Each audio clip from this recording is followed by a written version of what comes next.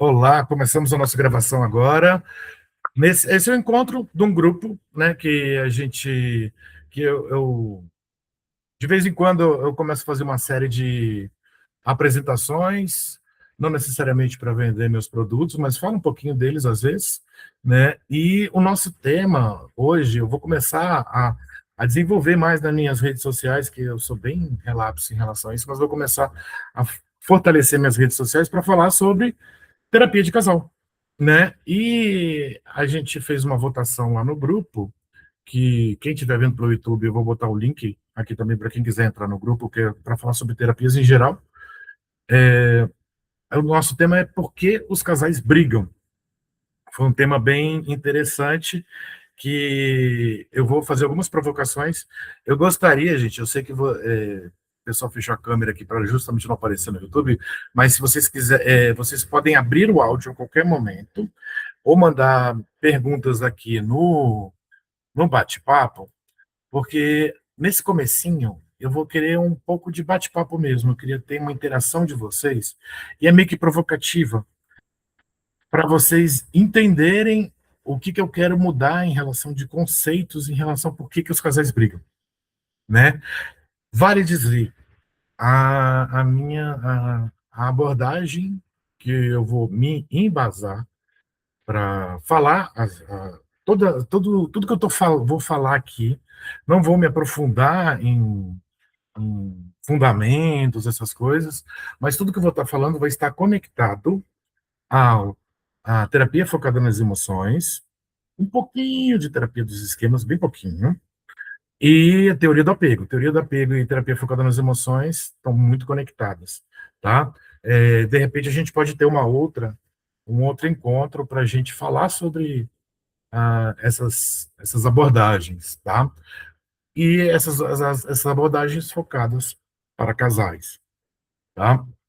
Vale dizer, eu desenvolvi um método de terapia para casais. Assim, eu não sou criador de abordagem, vamos dizer assim, é o meu método, o meu jeito de realizar terapia de casal, em que eu faço uma integração entre a terapia focada nas emoções com a terapia dos esquemas, certo? Então, eu gosto de dizer assim, é o meu método, mas eu não sou o estudioso, o criador de abordagem, que eu acho isso uma grande desonestidade intelectual dizer assim. Mas eu tenho um método que eu chamo de maestro de casais, que é como eu vendo o meu curso, né? E a minha supervisão, né? Que é baseado nesse método, onde que faz essa associação entre duas abordagens, tá?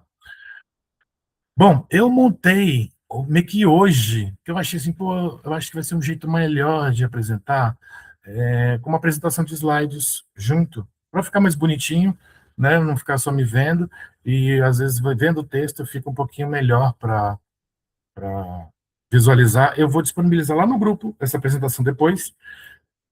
Então, deixa eu começar aqui.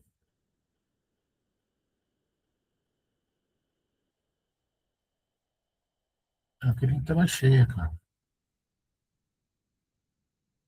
Ah, tá, verdade. Ah, deixa eu ver aqui. Ah, tá, tela cheia. Deixa eu compartilhar com vocês.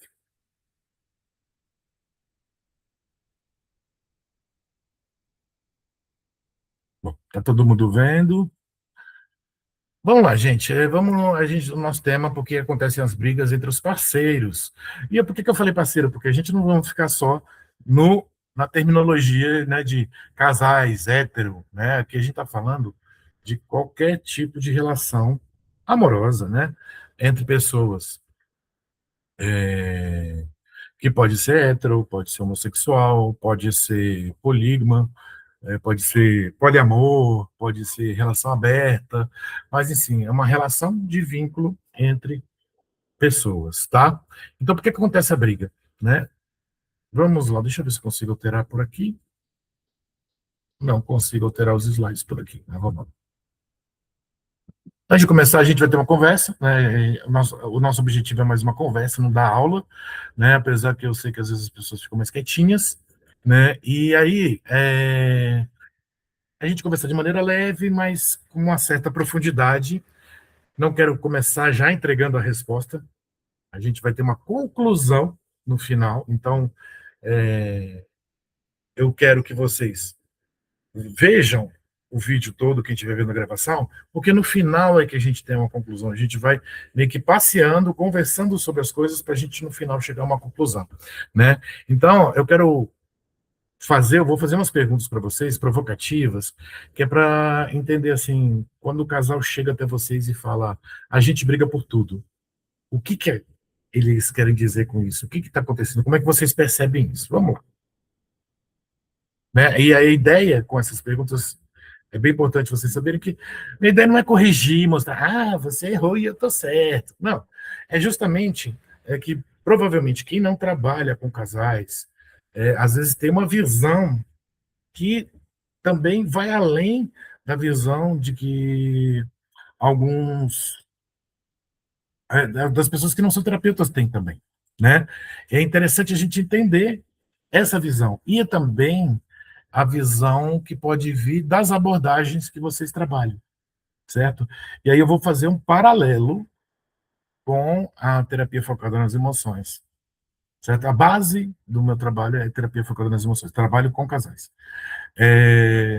Para vocês terem esse paralelo, tá? Então, minha ideia não é expor vocês ao erro, mas assim, eu pegar os ganchos de vocês para que a gente faça um paralelo com a terapia focada nas emoções, que, na minha opinião, é a mais legal, né? Eu trabalho com ela, né? Mas é a mais legal. Vale dizer, eu trabalho com TCC, né? Uso hipnose clínica como ferramenta, conheço dialética, conheço terapia dos esquemas, né? E leio sobre outras abordagens porque eu gosto, né? Eu sou meio que o doidão da leitura. E a terapia focada nas emoções foi o que se mostrou mais efetiva em terapia de casais para mim, tá bom? Então vamos lá, vamos às perguntinhas. Quando um casal briga muito, qual é a explicação que vocês consideram mais comum? Se a gente fosse generalizar, por que um casal briga muito? Alguém gostaria de abrir o microfone e falar? Quais são os motivos principais? Por divisão de tarefas. Divisão de tarefas. E aí, assim, quando tem a divisão de tarefas e a divisão de tarefas não é cumprida, né? Por que briga?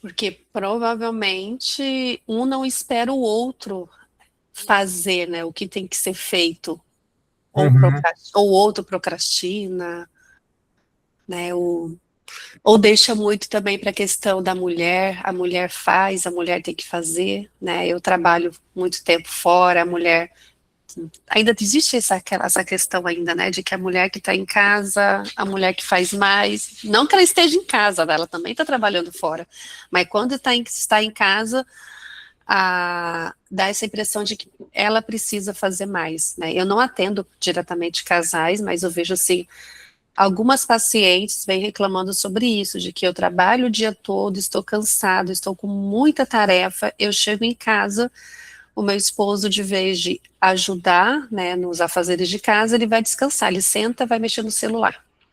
É geralmente Então, aquela questão dos 3 turnos, né? A questão isso. da carga mental, de preocupação com as Em coisas. relação a isso, em relação a fazeres domésticos, né? Sobre as questões domésticas, né?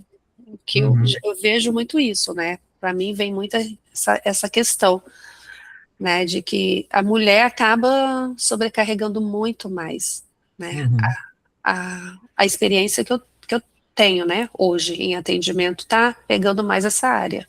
uhum. Isso é uma realidade bem, realidade social bem presente. Vamos falar assim do Brasil, é uma realidade que a gente vê em todos os atendimentos de terapia de casal. E assim, o que pode gerar também brigas, assim, quando há discordância de opiniões, não só em relação aos afazeres domésticos. Quais são os motivos? O que pode ser?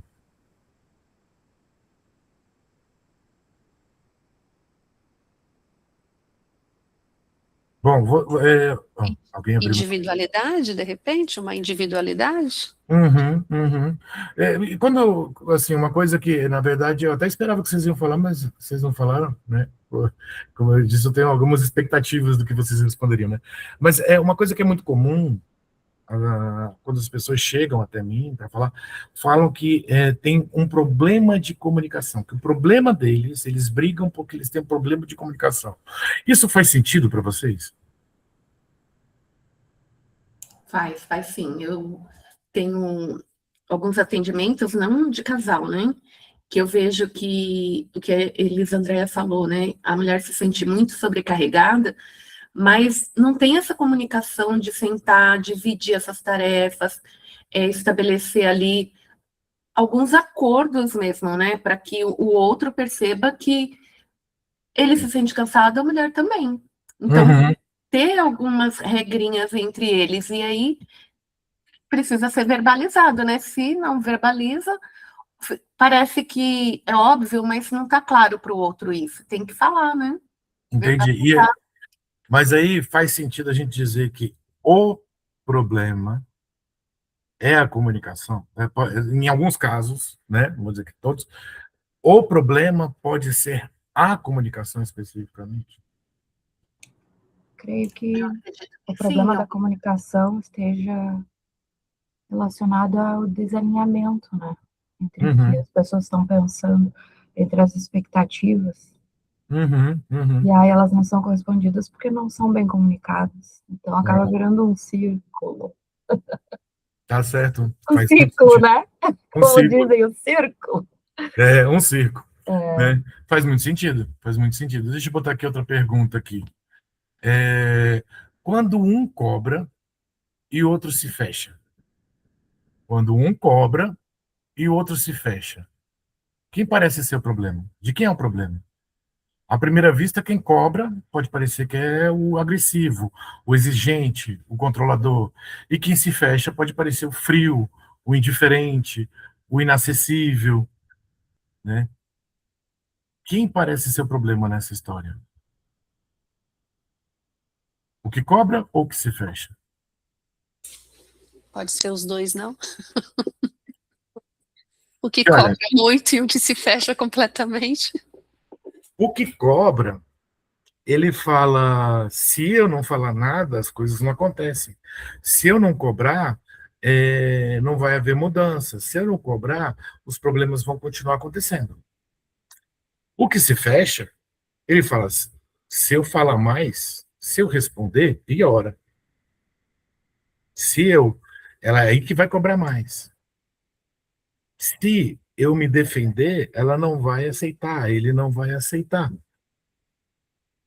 certo? O que cobra, quando o outro se fecha,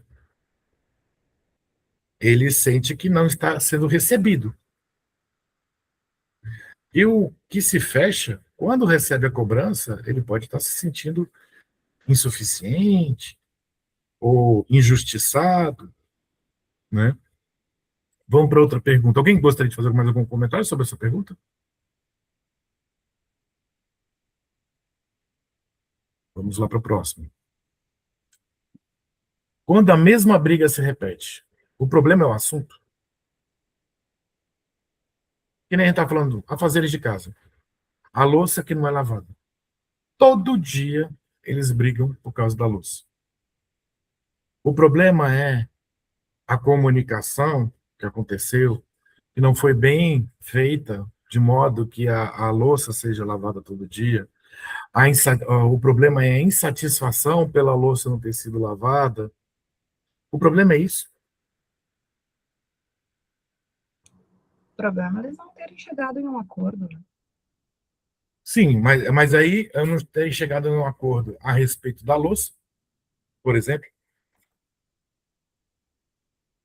Eu acho que a louça é mais uma questão ali de um simbolismo, né? Pode ser outras Hum, coisas já que já está vindo ali, né? Acarretando, né? Se você começa a brigar muito pela mesma coisa, não significa que é só a louça. Existem outras coisas, outros comportamentos por trás disso também.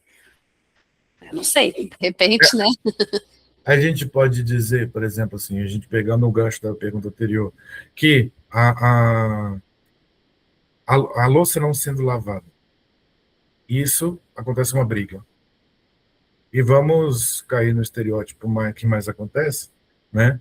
É que a mulher cobrando o cara de lavar a louça e o cara se fechando não lavando a louça, né? O problema ainda é a louça, né? Só para a gente pontuar e refletir, certo? Podemos ir para a próxima pergunta? Alguém gostaria de fazer algum comentário? 3, 2, 1, vou para a próxima. Aí, existe aquela coisa de conhecer, fazer combinado, fazer acordo, escutativa, conversa, comunicação não violenta, a pausa, validação do outro, diálogo respeitoso, são técnicas que a gente vê muito falando para melhorar a relação entre o casal, né? E eles conhecem essas técnicas, eles já passaram por essas técnicas, eles já estudaram, já leram livro, já passaram por terapeutas, né? Não vou falar abordagem para não parecer que eu estou sendo... a abordagem dos outros é ruim. Mas eles já passaram por isso. Mas mesmo assim eles continuam brigando. Se eles sabem as técnicas, por que eles continuam brigando? Alguém se arrisca?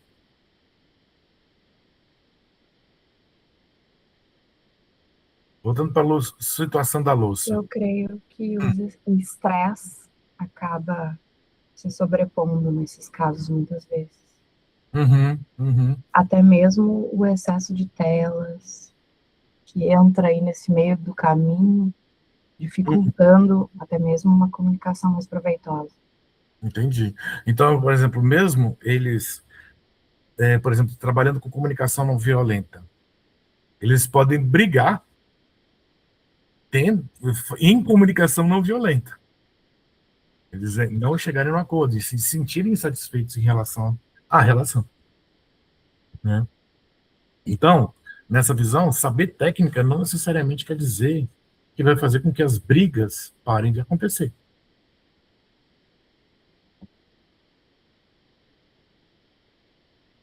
Quando a briga começa por algo pequeno, é mesmo pequeno? É uma frase muito comum. Quando fala, a gente briga por qualquer coisa. Às vezes, umas coisinhas que é bobagem, mas a gente briga mesmo assim. Às vezes, quando eles vão me contar uma história, eles falam, assim, dá até vergonha de contar, mas por uma bobagem a gente teve um quebra-pau pesado. Quando é algo, quando é uma briga por um motivo que dá até vergonha de contar, é realmente um problema, uma questão pequena?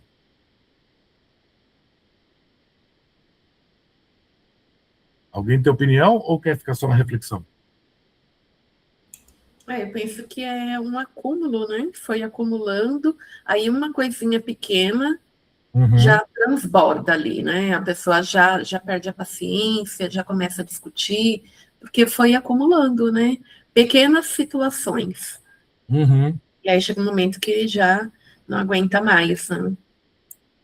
E uma relação de 2 meses e ter uma briga por assuntos pequenos? Terem brigas por assuntos pequenos? Deu tempo de acumular? Não, imaturidade, não sei, depende muito também, né? Esses casais jovenzinhos também. Uhum. Uhum. Ainda estamos conhecendo, desalinhamento é comum. Uhum. Certo. Legal. Falando disso, me lembrei de uma situação parecida, né, com essa pergunta, mas que a pessoa trazia comparações de outro relacionamento. Uhum. E aí o medo de É um que se histórico. repetisse acabava gerando brigas por pequenas coisas, não dessa relação atual, Uhum. mas medo e comparações com a relação anterior. Uhum. Tá aí, ó, até um tema interessante da gente falar sobre nessa linha de terapia de casais, é como o histórico de vida influencia pode influenciar negativamente. Não vamos falar do positivamente, porque se está positivo não precisa tratar, né? Só precisa usar como ferramenta de reforço, mas pode ser um tema interessante. Tipo, o passado, quando o passado influencia negativamente, né, na relação. Um tema interessante, mas aí é relevante aí o que vocês falaram aqui, certo? E aí, né, pegando aqui, gente, essa aqui foram slides criados por inteligência artificial, tá? Eu botei o texto todo, aí a inteligência artificial que criou as imagens de fundo, a fonte, tudo, mas o texto é meu, tá? Aí veio o tradicional iceberg, né? Que é a ponta que a gente vê em cima, sempre menor do que a ponta que vem embaixo, né? O que aparece primeiro na superfície, né? São coisas do tipo falta de comunicação, né? Que a pessoa, o que é visto? A conversa está desorganizada. A gente vê, né? Quando está tendo brigas e tem brigas nos atendimentos, você vê que é uma conversa desorganizada, é uma conversa em que cada um está defendendo o seu ponto de vista, cada um está falando uma coisa, ninguém está se ouvindo direito, né? E aí, assim, aí vem a pergunta: por que se desorganiza tão rápido, né? Quando tem uma falta de escuta, né? O que enxerga é que o outro está tendo dificuldade de receber o que está recebendo do parceiro, de receber a mensagem, né? É isso que a gente enxerga. E por que escutar é uma ameaça? Porque a pessoa se defende da escuta. Isso aqui é para vocês refletirem. Disputa de razão. Isso também é outra coisa, né? A tentativa de vencer. Isso que a gente vê. Assim, quem ganha a discussão. Não é uma frase comum da gente ouvir, né? Então, o que não explica? Que dor precisa vencer para não se sentir perdido ou perdida? O que a gente precisa vencer numa discussão para que eu para eu não me sentir que perdi? Que raio de disputa de razão é essa? Que raio de conflito entre pontos de vista é esse? Qual é esse mecanismo que faz as coisas acontecerem? Vou dando já um spoiler do que vai acontecer. Aliás, deixa eu ver até o próximo slide, que eu acho que é sobre isso. Ah, tá, tem mais coisas, né? Por exemplo, outras coisas que podem fazer, né? Mágoas acumuladas pode gerar, foi falado agora, né? Mágoas acumuladas, o que a gente enxerga? O peso da história, mas não explica como a mágoa entra nesse ciclo. Né? Desculpa, eu esqueci o nome aqui. Cadê? Peraí. Gente, deixa eu só ver uma coisinha aqui. Somos Luciene, Cláudia e Elisa Andréia. A Cláudia, obrigado, que eu estava querendo ver os nomes aqui. A Cláudia falou do histórico, né? Então, as mágoas acumuladas também pode estar envolvendo o peso da história, tanto da relação ou das relações anteriores, né? Pode gerar brigas. O que a gente vê é o peso da história. Mas explica como essa mágoa entra no ciclo. A falta de amor, o que a gente enxerga, distanciamento, mas não explica como o amor pode existir, mas circular armado. Né? Então, a ideia central disso aí é que assim, essas respostas fazem sentido, mas chegam tarde demais. Elas mostram a superfície da briga. Ela mostra o que a gente. A parte de cima do iceberg. Mas não mostra a engrenagem que faz o ciclo funcionar. Deixa eu ver aqui o próximo slide para ver se eu não. Tudo que vocês falaram, inclusive o que eu falei aqui, na hora que eu estava dando exemplo, tudo, parece ser a causa. Mas se a gente pensasse que é o sintoma, o que está por trás desse sintoma? A imaturidade é um causador, mas ela está reagindo com agressividade, a pessoa está reagindo ficando perseguidora, ou reagindo ficando mais retraída. A pessoa reage cobrando, a pessoa reage não fazendo. A pessoa resgata algo que aconteceu na relação, ou a pessoa resgata algo da sua história de vida, e aí se defende disso. Isso são causas ou são sintomas? Talvez a falta de comunicação não seja a causa principal da briga. Talvez ela seja um sintoma de um vínculo que já entrou em defesa. Quando eu estou falando de vínculo, aí eu já estou entrando em questões conceituais da teoria do apego, tá? Não vou aprofundar aqui, mas é dentro dessa ótica, tá? Antes de perguntar como o casal fala, eu preciso perguntar de onde ele fala e de onde ele escuta. Quando o casal está seguro, ele está seguro, está com o vínculo seguro, um pedido vai soar como um pedido. Quando um vínculo está ameaçado, um mesmo pedido pode soar como cobrança, crítica, rejeição. Quando o casal está seguro, uma pausa pode ser apenas uma pausa. Quando o casal está em vínculo, o vínculo está em defesa, a mesma pausa pode ser sentida como abandono, frieza, desprezo. Uma palavra que eu nem sei se existe, mas desimportância do outro. O outro não é importante para mim. Então a gente já está começando aqui, ó. O casal em vínculo seguro e o casal um vínculo em defesa. Como as coisas são enxergadas. A briga não começa apenas com a fala, né? Ela não começa quando alguém levanta a voz. Às vezes, ela começa antes, quando o vínculo deixa de ser vivido como um lugar de segurança e passa a ser percebido como um lugar de ameaça. Pode passar, né? Que aqui é passagem para sair, né? Olha só, os problemas acontecem, essas questões, as questões que eu levantei nas perguntas, elas acontecem não porque o vínculo está seguro e aconteceu algo chato. Na visão da terapia focada nas emoções para casais, isso é porque o vínculo entre eles deixou de ser um espaço seguro. Uma relação tem que ter aquele famoso espaço de vulnerabilidade segura. E passou a ser um lugar de ameaça. Quando passa a ser um lugar de ameaça, as pessoas começam a se proteger.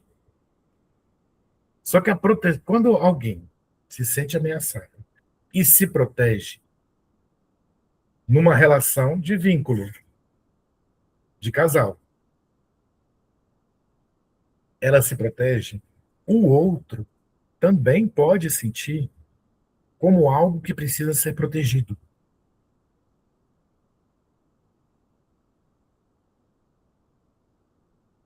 Estão entendendo? Estão seguindo a linha aí? Dá um joinha aí para mim, só para saber. Olha só, quando uma pessoa se sente atacada, ela entra no modo de defesa, porque ela está num ambiente de ameaça.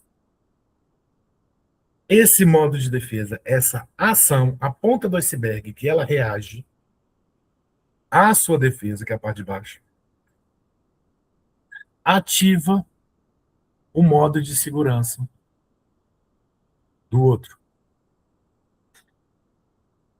Está começando a fazer um pouco mais de sentido por que a comunicação não acontece? Por que há choque entre pontos de vista? Por que um não escuta a fala do outro? Defesa? Há uma coisa importante para vocês entenderem que essas coisas acontecem quando a gente está falando de figuras de apego, certo? Em resumo, dentro da teoria de Bowlby, figura de apego são pessoas que se escolhem para que entre elas eu quero ser acolhido das minhas demandas emocionais por você e quero acolher as suas demandas. Isso acontece na infância, entre pais e filhos, e acontece entre adultos nas relações de casal. Certo? Pode acontecer com amizades, com outros parentes, sim, né? E as crianças que vivem em orfanato, tudo, elas têm questões relacionadas à falta de apego, de figuras de apego que ela teve na infância, ou figuras de apego distorcidas.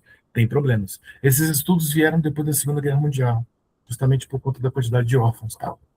Só para vocês terem uma visão. Vamos lá. Um mini caso, uma cena comum. Ela diz: "Você nunca está presente." Ele responde: "Eu trabalho o dia inteiro por vocês." Em 30 segundos, os dois já estão falando apenas de presença. Não estão falando apenas de presença, estão falando de reconhecimento, esforço, solidão, ingratidão, fracasso, importância e proteção. Não é assim? Se a gente parar para pensar, começou assim: você nunca está presente. Mas eu trabalho porque eu estou aqui para ajudar vocês. E aí essa discussão, ela entra numa seara bem diferente.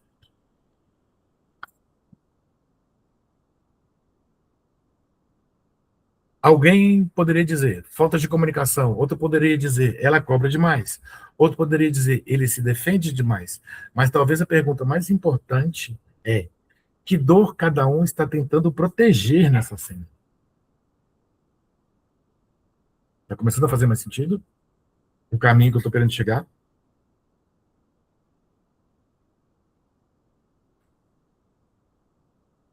Talvez eles não briguem porque não sabem se comunicar. Porque realmente, se a gente parar para pensar assim, não sabe se comunicar, é porque é grosseiro, é porque é assim, mas o que a pessoa está sentindo? Talvez não consigam se comunicar porque naquele momento já estão emocionalmente em defesa. Essa virada muda a postura do terapeuta. Isso é interessante. A pergunta deixa de ser apenas como eu ensino esse casal a conversar melhor. Porque é isso, a gente vê, aí a gente atribui a comunicação, atribui a não recepção, a incompreensão, então vamos fazer eles conversarem melhor? Como eu posso fazer para eles conversarem melhor? Essa não é a pergunta inicial que a gente tem que fazer. Na verdade, a gente tem que fazer o que precisa ficar mais seguro para que eles consigam conversar. O que eu preciso ajustar no vínculo de segurança deles, no espaço de vulnerabilidade segura deles, para que eles consigam conversar. Para que eles não entrem no modo de defesa.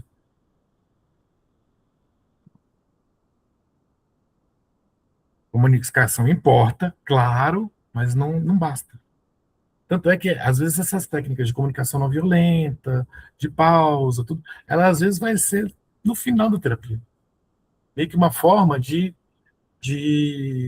firmar, né, o que foi aprendido, o que foi mudado. Né? Deixa eu ver aqui. O ponto é que a comunicação não funciona como técnica isolada, quando o vínculo está tomado por ameaça. Quando o sistema emocional está ativado, a fala do outro não chega neutra. Ela passa por filtros. Então, falando um pouco neurologicamente, né? Quando o nosso sistema simpático está mais ativado, que a gente entra no modo de luta e fuga, estamos em um estado ansioso, que seja por medo, que seja por vergonha, que seja por insegurança, mágoa, sensação de abandono, crítica, medo de falhar ou de ser invalidado ou invadido. A gente ativa esse modo de segurança, a gente ativa o nosso sistema simpático. E aí a gente vai olhar o que o outro está falando sob essa lente. Ou não necessariamente o que o outro está falando, sobre uma ação que foi feita ou não foi feita. Eu vou interpretar sob essa lente. Essas técnicas, elas vão falhar quando o estado de defesa assume o comando.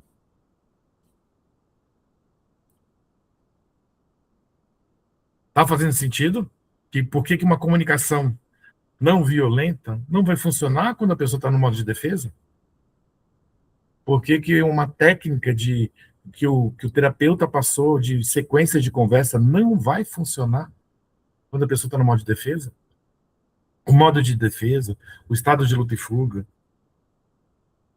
nos torna com menor capacidade de raciocínio e com menor capacidade como é que eu posso dizer, de se controlar. A gente é mais impulsivo. Tanto é que tem aquelas coisas, né? Ah, eu não devia ter falado aquilo, né? Porque a gente está agindo numa impulsividade e com uma capacidade de reflexão, uma capacidade cognitiva mais limitada. Quanto mais intensa o estado de defesa, mais intenso o estado de defesa, menor a nossa capacidade disso. Isso aí está fora até da terapia focada nas emoções, né? A gente está falando de estado biológico, neurológico, né? Palavra, palavra dita não é mensagem recebida. A mesma frase pode chegar de formas muito diferentes, dependendo do estado emocional do vínculo. Fazer um pedido, estado seguro, pedido de cooperação. Em defesa, cobrança ou exigência. Existe uma característica do ser humano em que nós gostamos de ajudar. Parece que não, né?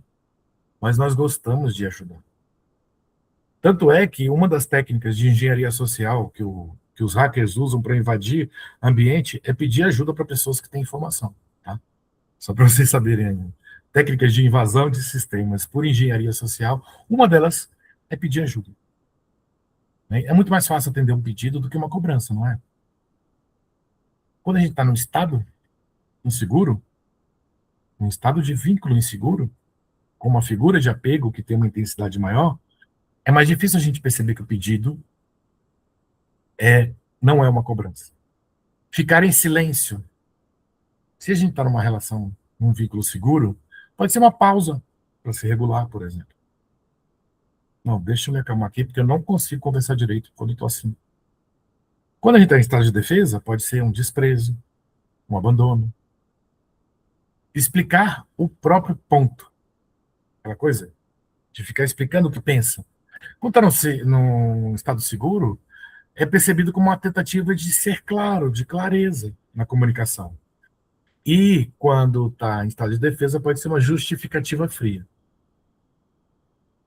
Pedir espaço, dá um espaço, preciso de um tempo. Às vezes é um limite necessário quando a gente está falando. É entendido como um limite necessário, importante para a pessoa quando a gente está num vínculo seguro. Quando está em defesa, pode ser visto como uma rejeição, como uma fuga.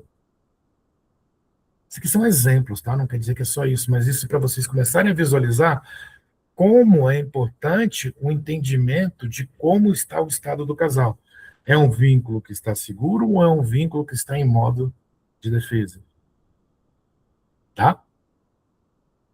Ó, por isso, às vezes, o casal discute sobre as palavras, mas o que realmente está acontecendo é uma disputa sobre o significado emocional dessas palavras.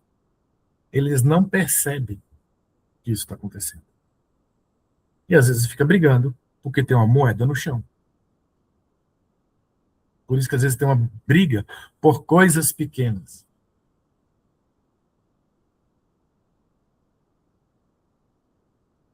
Um pedido pode virar acusação, por exemplo. Imagina que uma pessoa, eu queria que você me ajudasse mais. A pessoa, um pedido, vamos lá, seguindo o estereótipo social que a gente vê muito, a mulher pedindo ajuda pro cara porque ela tá nos 3 turnos dela. Em um vínculo seguro, isso pode ser ouvido como um pedido. Em um vínculo de defesa, pode ser ouvido como você é insuficiente, você nunca faz nada. Eu não reconheço o seu esforço. Quem não já ouviu essa frase? Não adianta, tudo que eu faço, ela nunca percebe. Parece que tudo que eu faço não vale nada. É uma frase incomum? Então, o outro não responde ao pedido, responde à ameaça que sentiu ao pedido. Entende? Quando ele fala, assim, tudo que eu faço parece que não, não tem valor. Ele não respondeu o pedido, ele respondeu a ameaça. Muitas brigas escalam porque cada um responde ao que sentiu, não apenas ao que foi dito.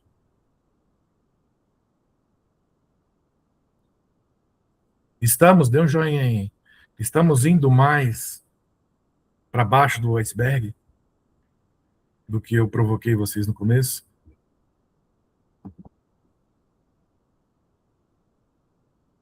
Esse termo, vínculo em modo de defesa, é um termo que eu inventei para ser didático, certo? Não existe esse termo vínculo em modo de defesa se você for estudar Bowlby, se for estudar terapia focada nas emoções, tá? É um jeito didático de eu falar, né? É um vínculo em modo de defesa.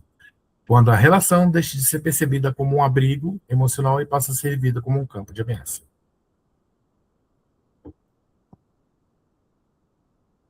O parceiro deixa de ser abrigo. Quando o vínculo entra em modo de defesa, o parceiro deixa de ser apenas parceiro e passa a ser vivido como alguém de quem eu preciso me proteger.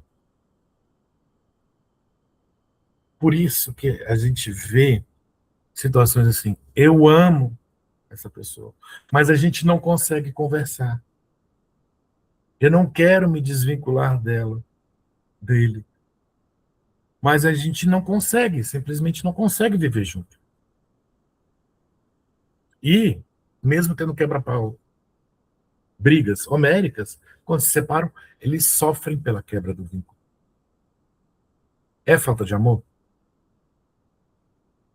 Ou é o entendimento que a gente entrou num lugar, num espaço de vínculo complicado? O vínculo em defesa muda a escuta. Estou sendo um pouquinho redundante, né? Não é falta de amor, aí é isso que a gente precisa entender. Ah, vai lá, Cláudio, bom atendimento aí para você. Depois olha o restinho da gravação. Então, precisa entender, não é falta de amor, é perda de segurança. Uma das leituras mais comuns é a gente pensar, se eles brigam tanto, talvez não se amam mais. É claro que às vezes é isso, né? E se for isso, dificilmente eles vão procurar uma terapia de casal. Às vezes acontece, mas em pouquíssimos casos, em que eles estão buscando a terapia de casal por questões muito, muito, muito práticas. Do tipo, a gente tem que cuidar dos filhos, a divisão de patrimônio vai ser complicada, enfim, às vezes é só isso. Agora, às vezes, quando eles chegam e você vai conversar individualmente com cada um, por que que vocês querem fazer terapia? Quando está em alto conflito, eles têm uma dificuldade de falar as questões emocionais que fazem com que eles queiram continuar juntos. É estranho. Numa primeira conversa que você tem com eles, aí você pergunta, tá, a gente falou aqui de todos os problemas, de todas as coisas que tá ruim na relação. Agora, assim, por que que você quer fazer terapia de casal? Por que que você quer melhorar a sua relação? Né?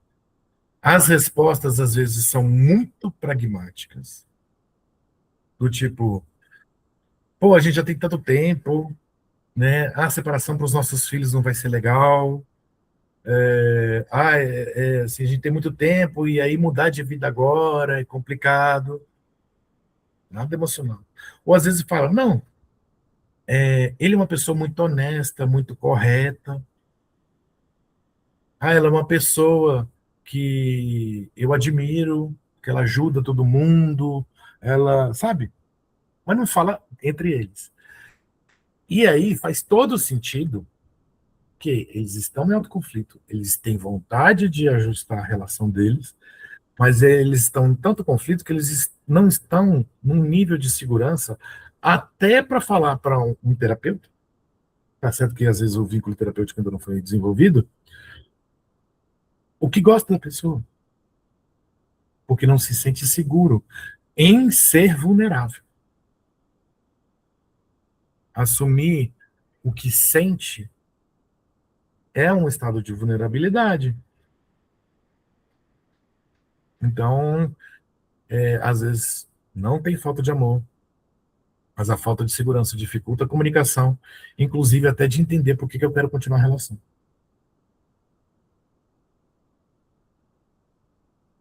E aí que entra o que a gente estava falando aqui, né? Que a Luciene falou, os tal dos circo, né? Mas aí a gente chama de ciclo, né? Quando duas defesas se encontram, nasce um ciclo. Se uma pessoa se defende, cobrando a outra, e a outra se defende, se fechando. Nós temos apenas dois comportamentos isolados. A gente não tem um comportamento isolado, a gente tem uma dança. É como eles estão dançando. É como eles acabaram se condicionando a responder. Por isso que, às vezes, uma coisinha pequena já faz esse ciclo entrar. E é claro, aqui a gente está focando muito no exemplo mais clássico, que é a pessoa, um cobrando e o outro se defendendo, se fechando. Tá? Mas, às vezes, existe cobrança, cobrança, defesa, defesa. E tem os que cobram e se defendem. Existem essas variações, tá?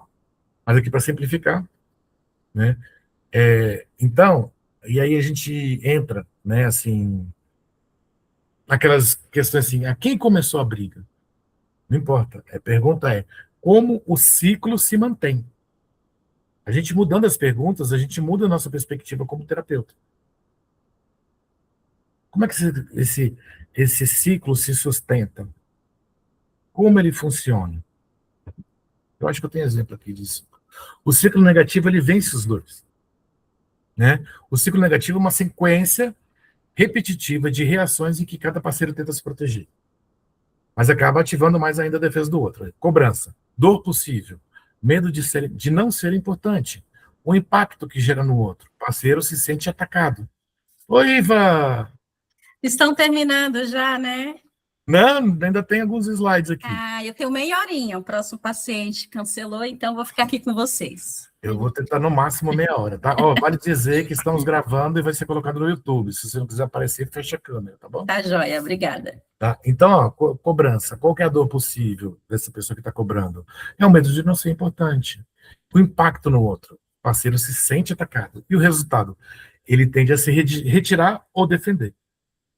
Então, o ciclo, nesse exemplo, uma pessoa cobra porque não se sente importante, o outro se sente atacado, aí ele tende a se retirar e a se defender. Nessa retirada, o outro se sente menos importante, e aí começa a cobrar mais, e aí o ciclo vai se retroalimentando. Ou um exemplo, quem se retira, a dor possível é o medo de falhar ou piorar a conversa, por exemplo. O impacto que o outro sente, o parceiro se sente abandonado. Resultado, a cobrança aumenta. Entende que vai se retroalimentando? E aí, essas coisas vão acontecendo de maneira não tão percebida, não tão clara, e aí acabam, por isso que eles acabam se prendendo ao fato e não ao que sente, né? E eles não percebem que chega uma hora que eles estão em condicionamento. E quando eu estou falando de condicionamento, estou falando do condicionamento clássico, Pavlov lá, os cachorrinhos do Pavlov. Tá?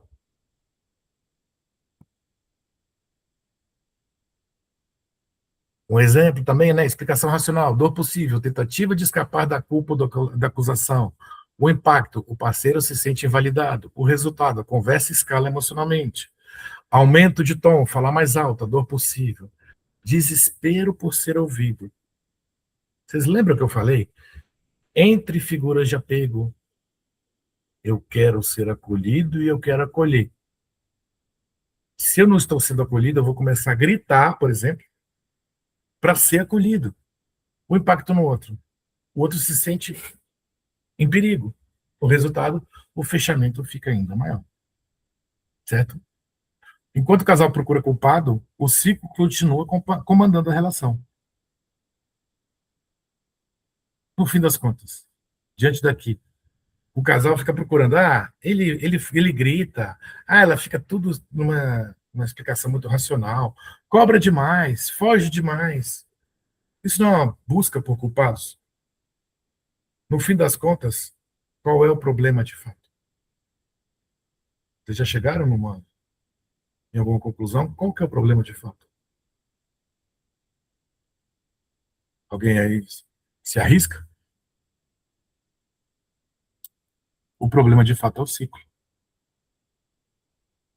Eles desenvolveram, criaram esse ciclo, porque eles não percebem como eles reagem, eles não percebem que eles estão em vínculo inseguro, em estado de defesa, e aí eles vão alimentando esse ciclo. O ciclo é o inimigo da relação. E aí é até interessante, numa estratégia psicoterapêutica, é você tornar esse inimigo um terceiro elemento no casal, onde a gente vai brigar contra o ciclo.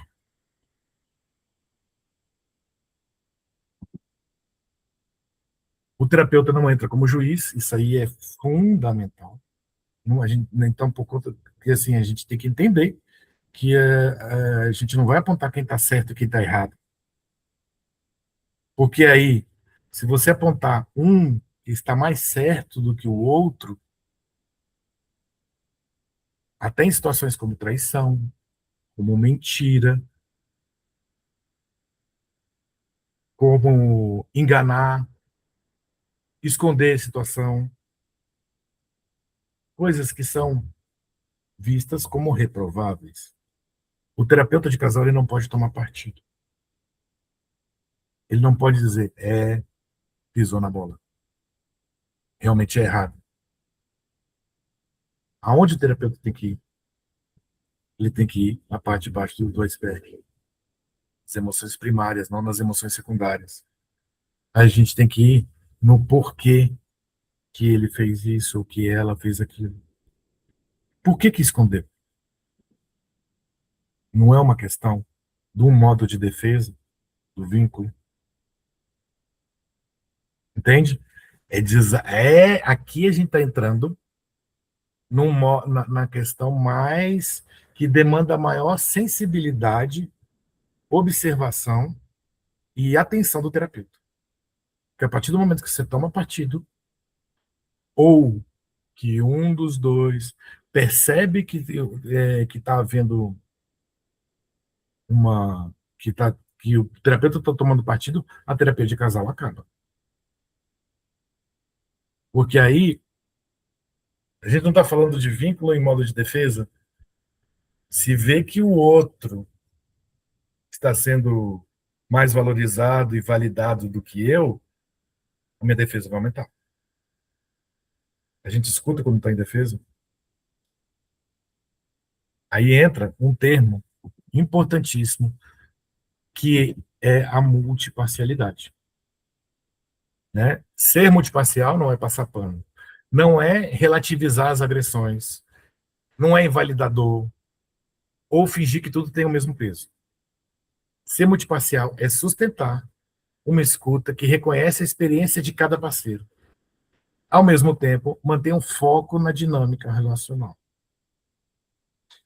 É conseguir dizer, eu entendo a sua dor, e também precisamos olhar o impacto, olhar para o impacto da sua forma de se proteger. Eu entendo que isso está ruim para você, eu entendo que isso dói, mas a gente tem que entender que quando você dói, você reage de um jeito. Vamos entender o impacto que isso gera no outro? Olha só. Tanto é que em situações de traição,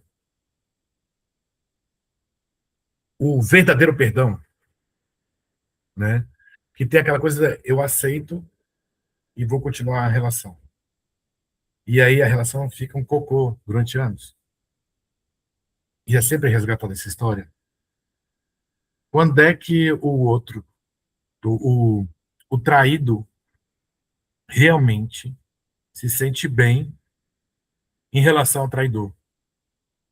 Quando o traído percebe que o traidor entendeu a sua dor. Não é arrependimento, não é mudança de comportamento para que isso não aconteça mais. Ele entendeu a minha dor. Entendeu de fato a minha dor. Figura de apego, acolher e ser acolhido. Quando o outro entende a dor, ele acolheu. Legal isso, né? O que eu acho muito legal da terapia focada nas emoções é que a gente entra numa questão bem mais emocional, bem mais bonita em relação às relações entre as pessoas. E a gente fala de amor, a gente fala de afeto, a gente fala de apego. É uma linha, uma abordagem que eu acho muito bonita de se falar, né? E aí, gente, entra, né, nessa história. E vocês lembram que eu falei do ciclo? Que aí eu também inventei uma metáfora para isso, que é o paradoxo da armadura. Que a gente está aqui falando, né, do que motiva um, do que ativa a defesa do outro, né? O paradoxo da armadura é uma coisa simples e profunda. Cada parceiro usa uma estratégia para proteger uma dor, mas essa estratégia chega ao outro como ameaça. A armadura protege por dentro, mas machuca por fora. Só que olha só o que acontece. Eu entrei no modo de defesa, entrei, me senti ameaçado e coloquei minha armadura. Ao colocar minha armadura, o outro se sentiu ameaçado e colocou a armadura. Por que paradoxal? Porque essas armaduras que foram colocadas geram conflito. Mas se a gente parar para ver o motivo que foi visto como ameaça, é justamente porque eles querem ficar juntos e bem. Me diga aí, fez sentido para vocês? Dá um joinha. Não, né? Complicou um pouquinho? Olha só. Ah, tá. A pessoa deu joinha aqui. Olha só. A pessoa cobra porque ela quer atenção. Atenção de quem? Dessa pessoa aqui. Por que ela quer atenção? Porque ela quer ter um vínculo seguro com ela. Só que ela está no modo de defesa. Vínculo em estado de defesa. Então ela não cobra de um jeito legal. Esse aqui, ele não soube receber essa cobrança. Não soube ver que era um pedido, viu como uma cobrança. Ele entrou no modo de defesa também. Por que, que ele entrou no modo de defesa? Porque, por exemplo, tá? Não estou dizendo que é sempre assim. É sempre exemplo, tá? Porque quando ele é cobrado, ele se sente insuficiente. Por que se sentir insuficiente incomoda? Eu, sendo insuficiente, essa pessoa não vai me querer. Por isso que é um paradoxo. Porque o nosso modo de defesa, que gera interpretações equivocadas, discussões equivocadas, o motivo é porque. E gera briga que nos desconecta. Na verdade, esse modo de defesa é porque eu quero me conectar mais. Legal, né? Eu achei genial quando eu inventei essa metáfora. Paradoxo da armadura. Às vezes eu tenho que elogiar a mim mesmo.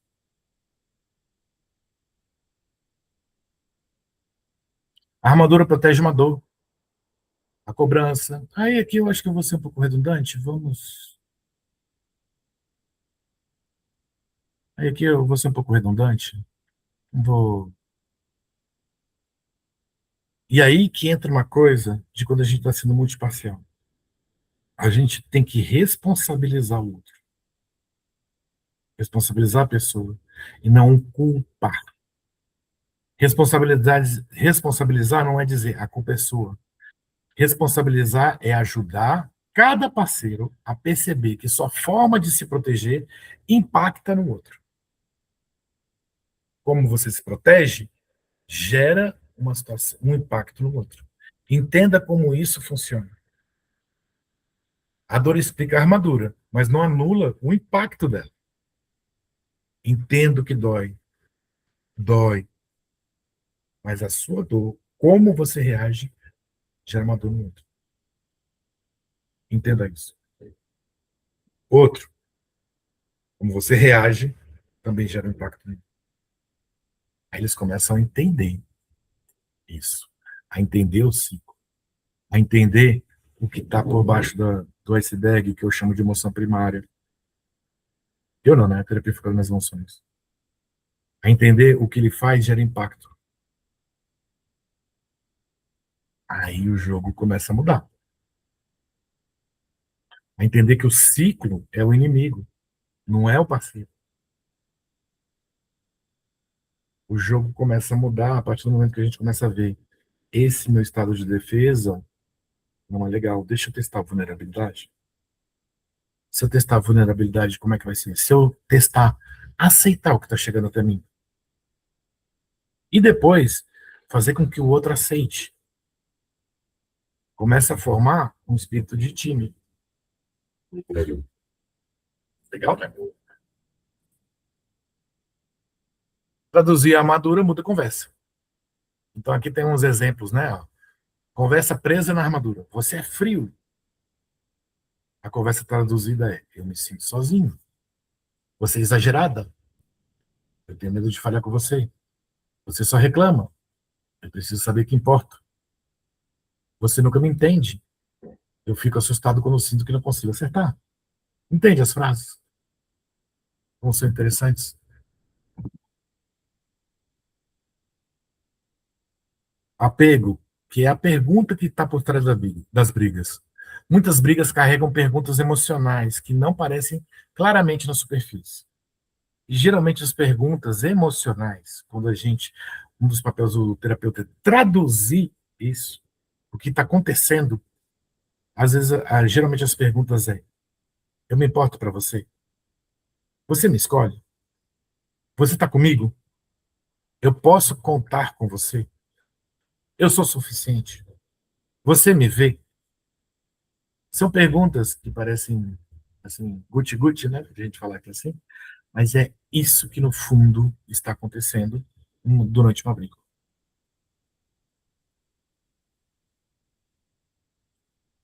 Essas perguntas feitas em um ambiente seguro vai ter respostas seguras. Em um ambiente inseguro, vai ser visto como cobrança, defesa, ataque, silêncio, controle, afastamento. O que muda é a lente.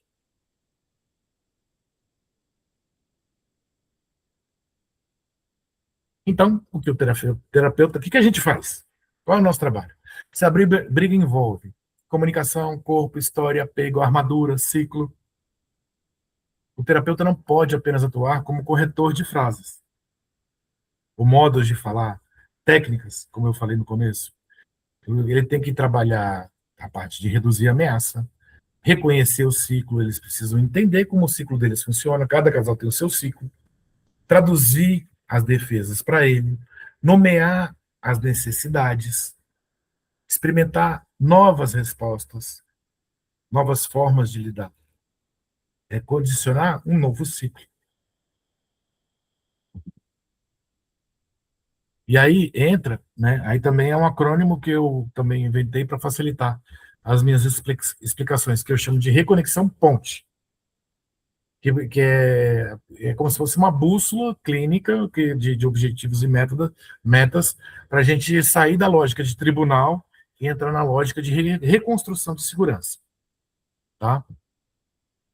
Esses negócios ponte e tal veio do maestro de casais, né? P, de presença segura. Antes de aprofundar a dor, o terapeuta precisa ajudar a diminuir a ameaça. Então, na prática, envolve regular o ritmo da conversa, interromper a escalada, validar a emoção, sem validar ataque, e mostrar que existe uma condução confiável na sessão. Ouvir o ciclo, que é escutar além do conteúdo da briga, quem persegue, quem se retira, quem protesta, quem congela, quem tenta controlar, quem tenta escapar. O foco sai da culpa e vai para a dinâmica que prende os dois. Entendeu o ciclo?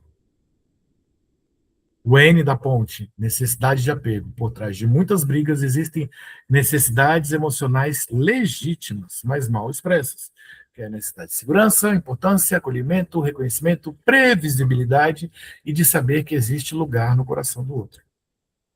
Tem Quando uma você... dúvida. Diga.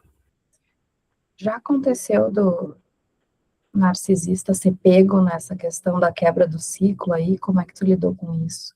Então, é muito comum um dos parceiros achar que o outro é um narcisista. E quando olha a,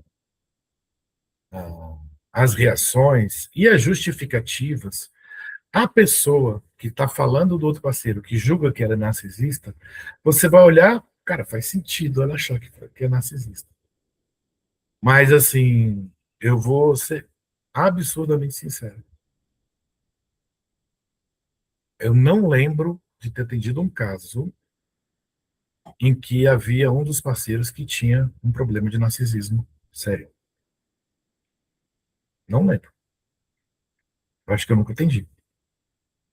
Agora, vou inventar uma estatística aqui que eu tirei do meu sovaco, tá? Uns 30%, o parceiro achava que o outro era narcisista e as justificativas e os comportamentos pareciam ser de um narcisista mesmo. Quando é que a gente vê que não era narcisista? Porque esse comportamento só acontecia em casal. Todas as vezes eu vi que esse comportamento só acontecia em casal. Por que que acontecia só em casal? Vínculo em estado de defesa. Fez sentido?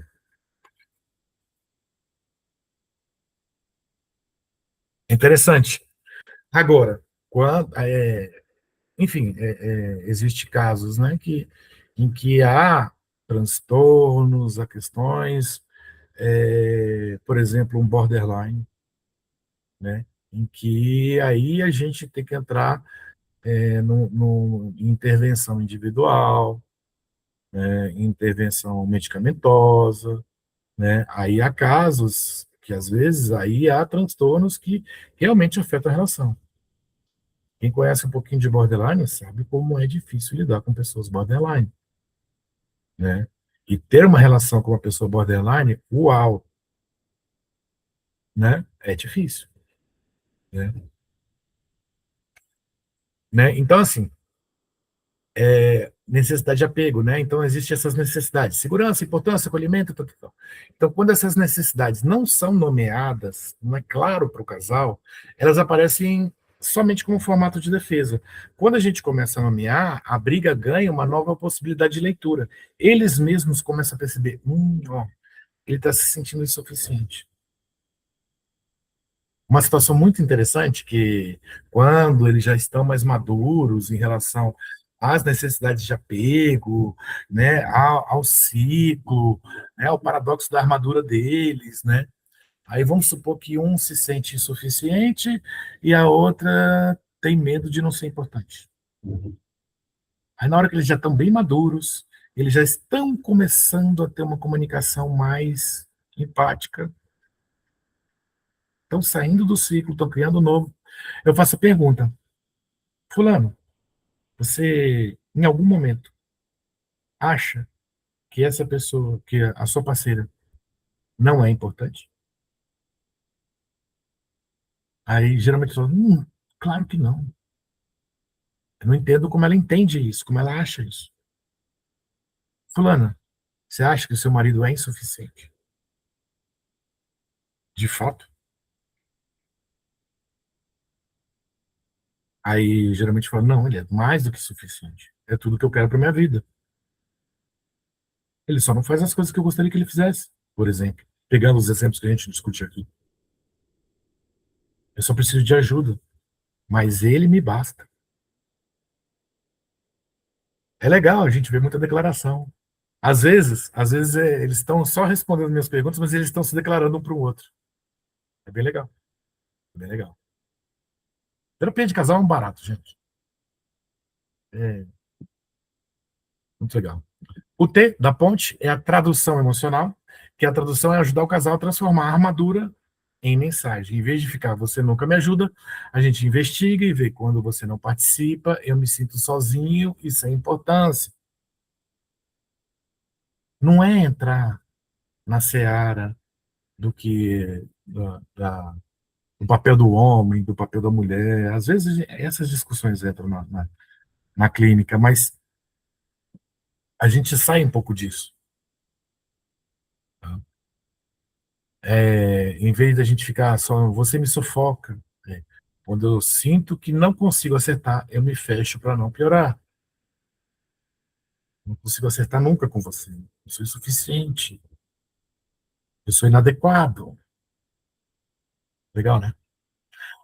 A gente, é o nosso papel traduzir, ajudá-los a traduzir, ajudá-los a absorver isso. E o E é o engajamento responsivo. O engajamento responsivo é quando o casal começa a experimentar novas respostas no lugar das antigas defesas.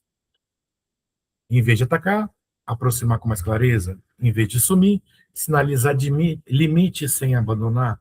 Em vez de ironizar, nomear o desconforto. Em vez de insistir até explodir, pedir presença de forma mais vulnerável. A mudança não acontece porque o casal nunca mais terá conflito.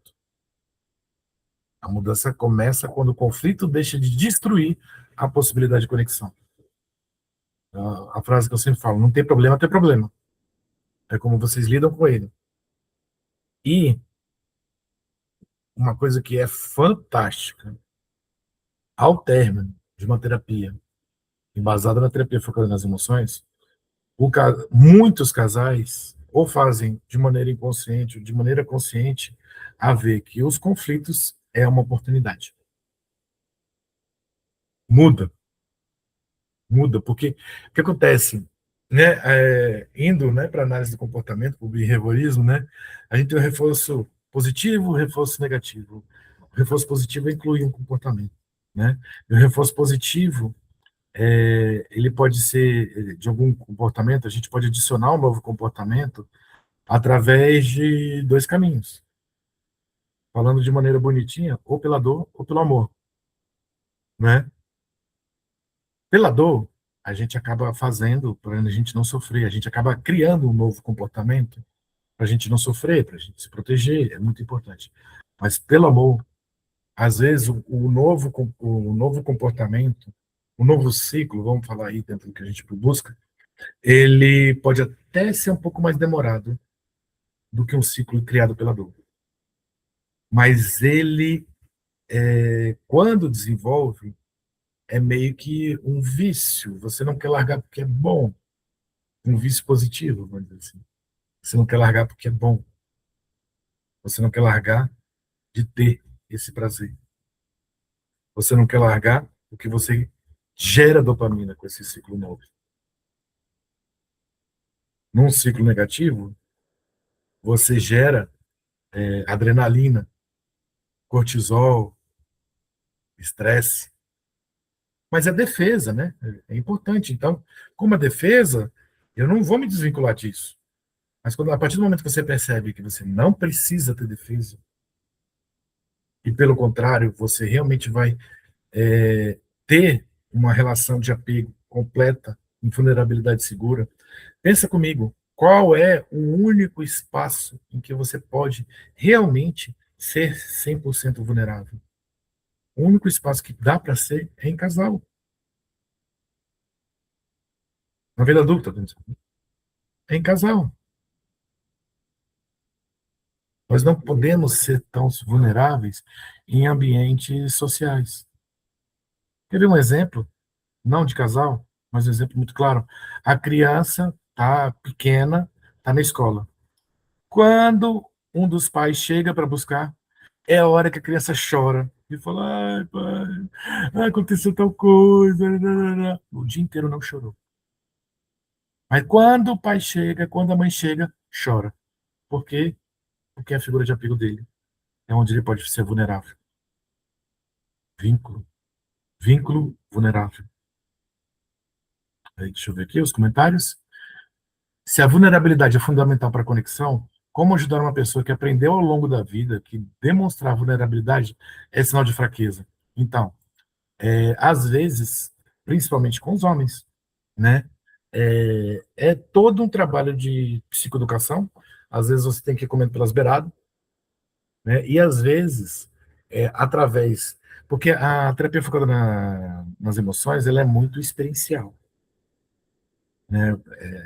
Usa o que aconteceu na semana para conversar, para discutir, ou então faz uma que eles chamam, que eles chamam de enactment, como é que é em inglês, em português representação. Eles representam uma situação entre eles. E aí o que acontece?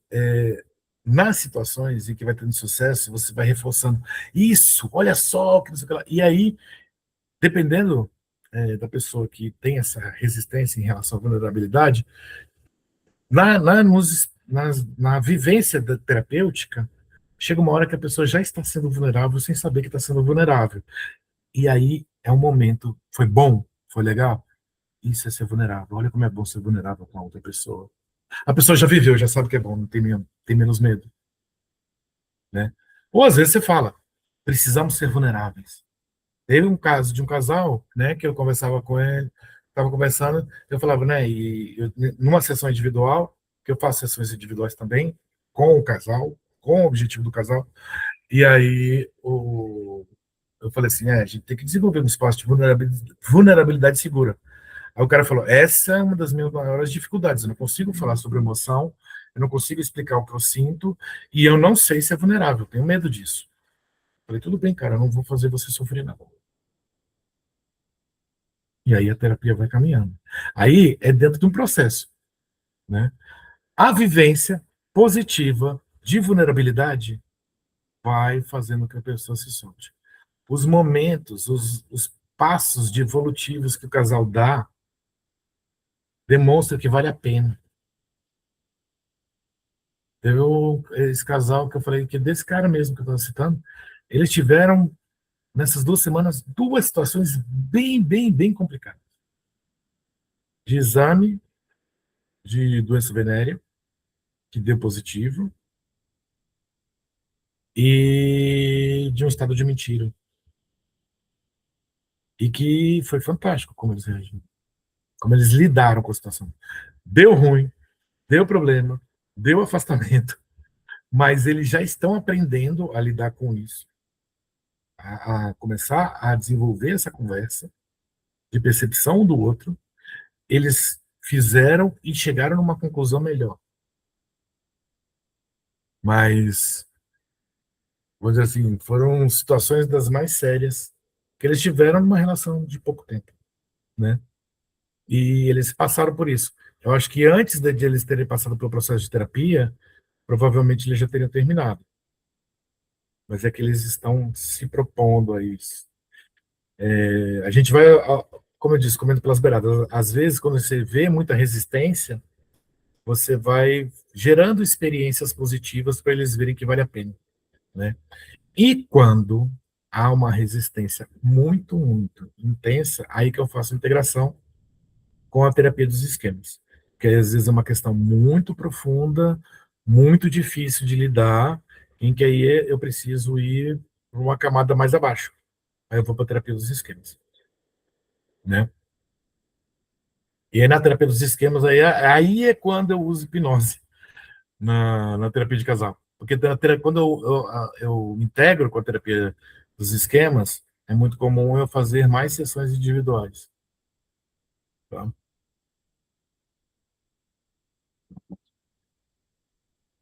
Então, respondendo ao título da palestra, por que acontecem as brigas entre os parceiros?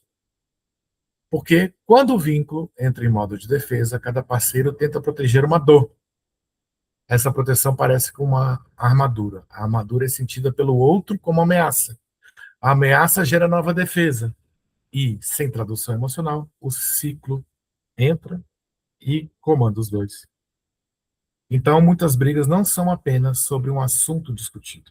É sobre o modo como o vínculo tenta sobreviver quando a segurança emocional se perdeu.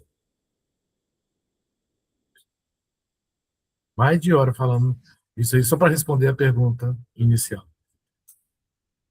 E aí, alguém abriu o microfone? Desculpa. Eu ia só comentar aqui, tem um livro aqui, vou até ligar a câmera para você dar uma olhadinha. Confesso que eu não cheguei a ler ele ainda, mas às vezes eu dou uma folheada nele ali, ó. Fala sobre a escolha do cônjuge. Ele é bem sistêmico mesmo, antiguinho. Eu comprei ele acho que no penúltimo ano de faculdade. Ele fala muito sobre isso, né? Sobre como você vai escolher o teu cônjuge, né? O entendimento sistêmico, né? Quando você escolhe, né, um parceiro, ele não vem só ele, né? Ele vem com um conjunto, né? Vem com a bagagem, né, que a gente fala. Vem com a bagagem completinha, né? Então, assim, quando casa, tá junto, tá ali no dia a dia, né?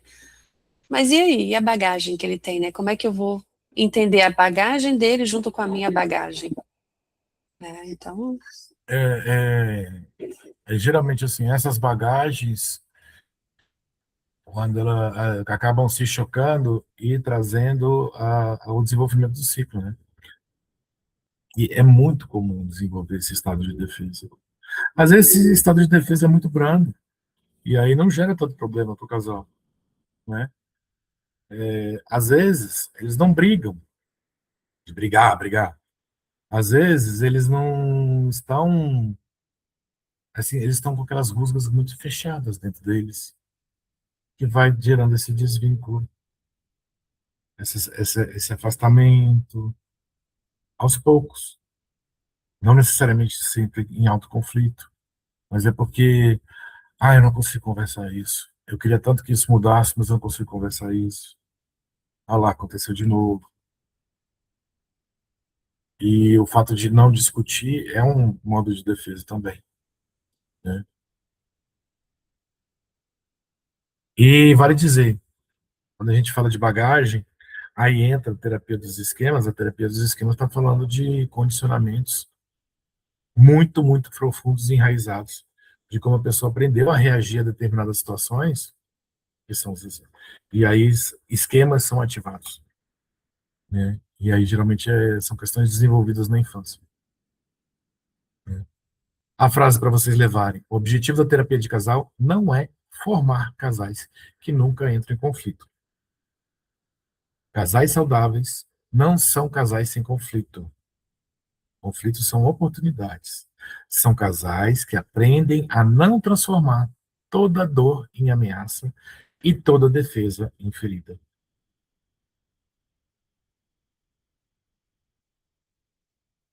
Fechamento, para nós terapeutas, talvez a grande virada seja essa. Quando um casal briga, a pergunta clínica não deve ser apenas quem tem razão ou qual técnica de comunicação de fala. A pergunta mais profunda é: o que ameaça emocional foi ativada? Que armadura cada um vestiu?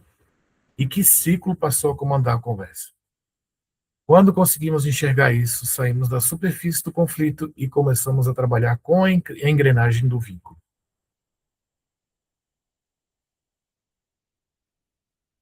Obrigado. Que isso ajude vocês a refletirem um pouco, né? Deixa eu parar aqui o compartilhamento. Bom, quem está vendo a gravação no YouTube e não faz parte do grupo, o link para entrar nesse grupo de terapia vai estar aqui na descrição. Se esse vídeo tiver antigo, talvez o link pode ter mudado, porque de vez em quando começa a entrar uns caras querendo fazer propaganda, aí eu tenho que mudar o link. Mas eu vou colocar o link lá para vocês. Quem quiser entrar, a gente está tentando aí, pelo menos uma vez por semana, ou menos, a gente se encontra para trocar uma ideia. Eu vou fazer uma série aí de bate-papo sobre terapia de casal.